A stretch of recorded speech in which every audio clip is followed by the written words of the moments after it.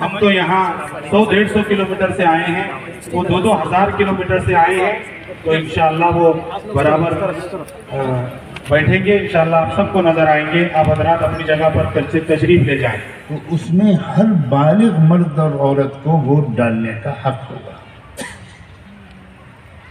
اس سے پہلے تک برطانوی سامراج میں پوری دنیا میں کہیں پر بھی یہ رواج نہیں تھا.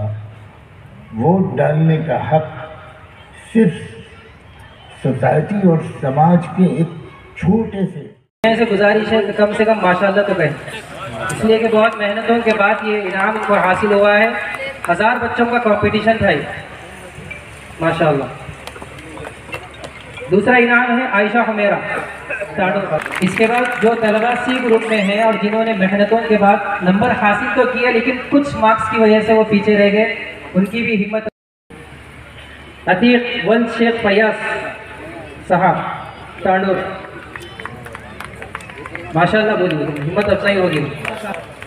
ایمن رضا بنت ارشاد فیض صاحب چنچولی کرناٹک، ماشاءاللہ.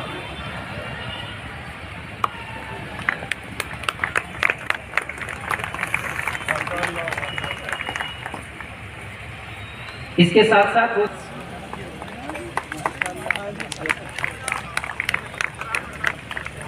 نیلوفر مہویز بنت محمد مسکن صاحب تانڈور اس چیز میں کوشش کرتی ہے کہ ان کے ساتھ ہم ساتھ بھی رہیں. اس کے بعد جیسے میں نے کہا کہ مجتبہ فاؤنڈیشن یہ ایک ایسا فاؤنڈیشن ہے کہ جو تقریباً ہمارے معیز صاحب اگر آئے ہیں تو ان سے میری گزارش ہے کہ وہ سامنے آ جائیں. فرقی مساجد کمیٹی کے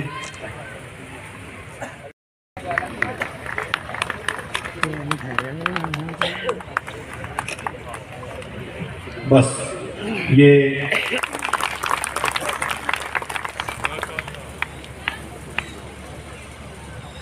احمد الوسیع صاحب لیں گے.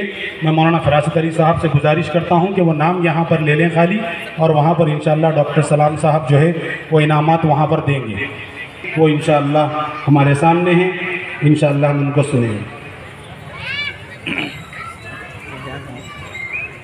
نوجوانوں، مجھے بالکل حق نہیں ہے کہ کوئی سخت بات تم سے کہوں. تم ہمارے جگر کے ٹکڑے ہو. یہ میں اپنے نوجوان بچوں سے بھی کہتا ہوں، اور اگر بچیاں بھی ہیں یہاں تو میں ان سے بھی کہتا ہوں، تم ملک کا بھی مستقبل ہو، ملت کا بھی مستقبل ہو، اور تمہاری صلاحیتیں زبردست ہیں.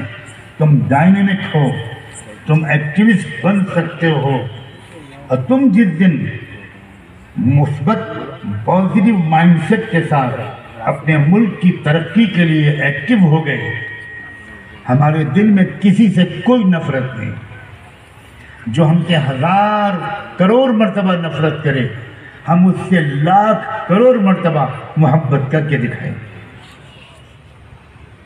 اور یہ جو اتنا تشدد اور ظلم ہو رہا ہے، یہ اس لیے ہو رہا ہے کہ ان کو یقین ہے کہ ہمارے ظلم سے تنگ آ کر یہ جو وہ قومیں ہیں جو مظلوم ہیں ہزاروں سال سے، یا ایک نہ ایک دن محسن انسانیت رحمت دو عالم صلی اللہ علیہ وآلہ وسلم کا دامن تھام کر رہے ہیں. اسی لیے میں کہہ رہا ہوں کہ یہ دفاعی جنگ ہے. وہ اتنا ڈرا رہے ہیں، مسلمانوں کو اتنا خوفزدہ کر رہے ہیں کہ دوسری قوم کے لوگ یہ سوچیں کہ بھائی ہم ابھی بھی دبے کچلے ہیں. مزید یہ کہ اگر ہم مسلمان ہو گئے تب تو اور مصیبت آ جائے گی ہمارے اوپر. اگر ان کو اطمینان ہوتا